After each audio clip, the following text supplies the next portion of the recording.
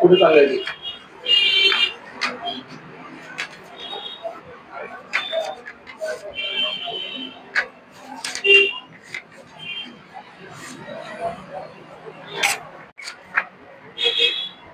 बाकी पुष्पांजली या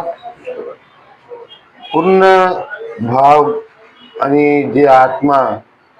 जी की माणसाच्या जीवनामध्ये आपण अपेक्षित आपला कोणी एकतरी असा गुरु आणि आपल्यासाठी अदृश्य रूपी धावून येणारा असा एक आपला गुरु म्हणून सर्वांच्या आत्मामध्ये आणि सर्वांच्या रोजच्या घडणघडींमध्ये आयुष्यामध्ये त्यांनी अदृश्य रूपी असे आशीर्वाद देतात असे संत श्री गुरु गजानन महाराज यांच्या चरित्रावरील एक सारांश म्हणून पूर्ण पूर्ण पुस्तक ज्याची की पुष्पांजली आपण कोणती पूजा करतो सर्वप्रथम आपण फूल आणि त्याचे पूजापाठ सुरू तिथून करतो तर हे पुष्पांजलीला खूप महत्व आहे साहेब आणि आपल्या सोबत आज डॉक्टर वाकडकर जे डॉक्टर ॲडव्होकेट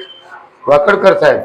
जे की या पुस्तकाची त्यांनी निर्मिती केलेली आहे सखोल अभ्यासक आहेत आणि एक नामवंत वकील सुद्धा आहेत त्याचबरोबर त्यांनी डॉक्टरेट सुद्धा केलेली आहे आणि या सर्व अनुभवातून त्यांनी आज आपण बघतो की एक एक शब्दाचा अर्थ आपल्या आत्म्यात शांत आणि आपलं जीवन पुढील जगण्यासाठी प्रेरित करतो आणि या प्रेरित करण्यासाठी समजा आपण हे पुस्तक एका व्यक्तीला दिलं तर तो व्यक्ती त्याच्यातील जे चांगले गुणधर्म सगळेच असतात पण चांगल्यामधून अजून चांगले ते आत्मसात करण्याचा एक प्रयत्न करतो त्याचबरोबर वाकडकर साहेबांना मी आता सांगितलं की मी तुमची जे पण कविता लिहिलेली आहे आणि सारांशमध्ये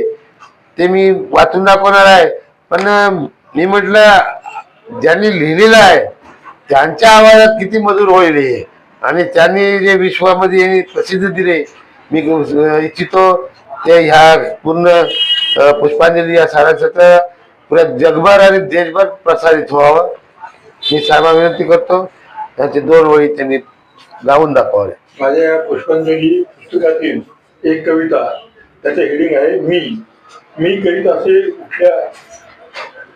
उठल्या म्हणी वाया गेलो तो जगमणी मी जे करतो मनुष्य तर त्याच्या मनात असं आलं की मी करायलो हे जर त्याच्या मनात आलं तर तो वाया गेलेला मनुष्य करता करिता शिव मनशी उद्धरून तुझा याच जन्मी तो